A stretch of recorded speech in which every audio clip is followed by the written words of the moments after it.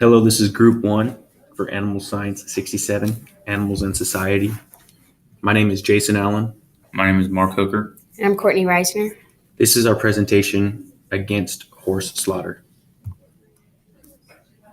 So, what is horse slaughter? The ASPCA defines horse slaughter as the killing and processing of horses for human consumption.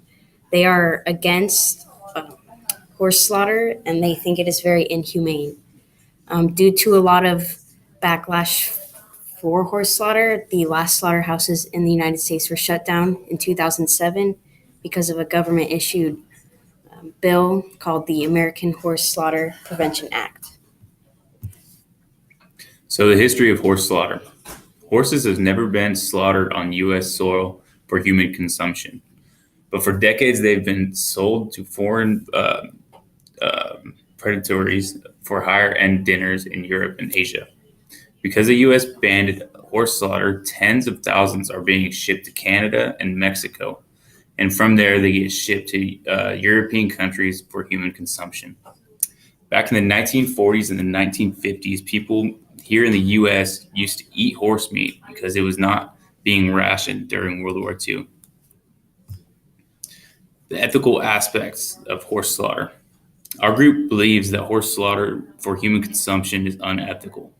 Horses are not supposed to be eaten. The only time horses should be killed should be because it needs to be put down due to injury or being very ill.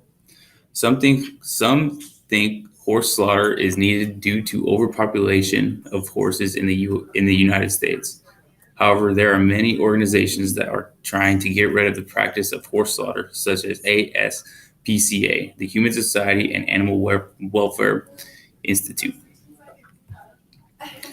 Culture and sociological importance. There is no horse meat sold here in the U.S., but in other countries such as Mexico, Switzerland, Kazakhstan, Belgium, Japan, Germany, Indonesia, Poland, and China, people eat horse meat without a second thought. In some of the countries listed above, horse meat is considered a delicacy and only high-end people consume it. So, current events about horse slaughter. In 2019, a bill was proposed to the House of Representatives to prohibit the transport of horses across American borders for slaughter.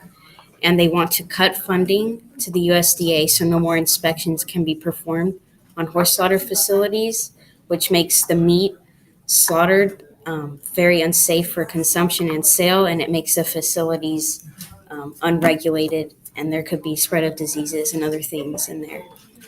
And even though there is a ban on horse slaughter, it is temporary and it is put up for annual review by Congress, so they can decide each year if they want to continue to allow it or not. And recently, more than 100 members of the House of Representatives signed a letter of support to address the transport of horses to slaughterhouses across the border. A big reason to why horse slaughter is opposed by so many is because it is believed to be very inhumane and cruel for the animal going through the process. Horses, by nature, are very skittish and therefore difficult to stun and kill in an assembly line environment.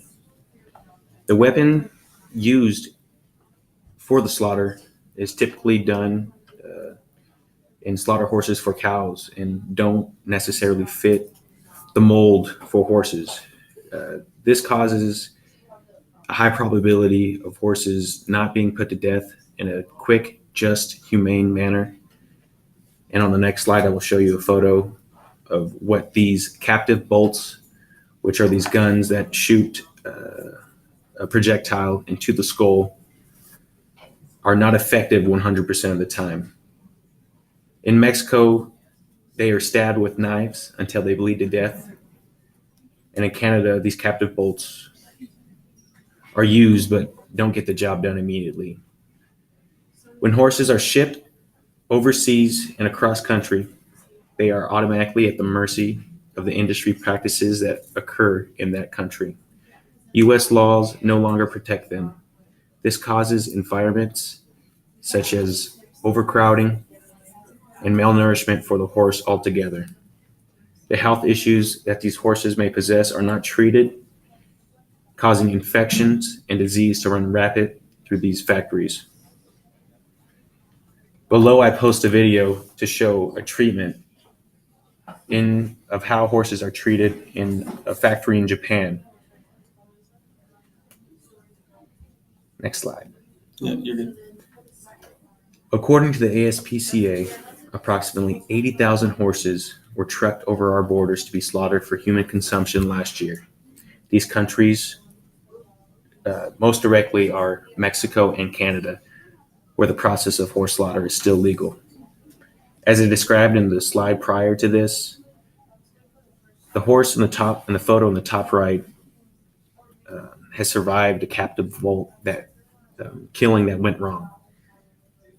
Another video that I have posted shows a neutral stance for slaughterhouses, both for and against, and really gives a perspective to why the issue is and promotes a debate to whether or not horse slaughter.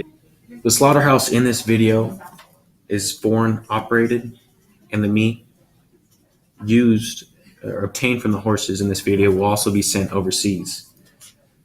The big issue arising from this is that these factories are subsidized by the U.S. taxpayer, and with 80% of the population opposing it, big debate is occurring to allow whether or not these factories should be put back into use. Hello, this is Christopher Golden. Informed opinion. People have a close association with horses. Horses are very intelligent animals with a strong emotional attachment. There are differing opinions for those who work with horses, those who see horses as companions, and those who see horses as livestock.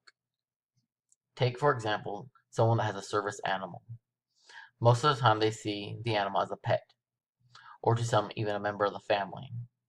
Even if they are there to perform a duty, they can still have a very strong emotional attachment to the animal.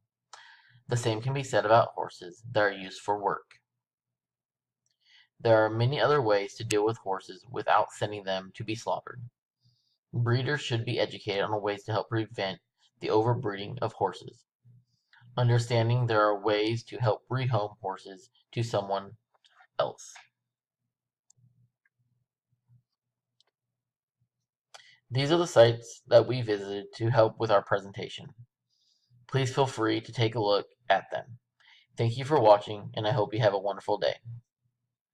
Thank you.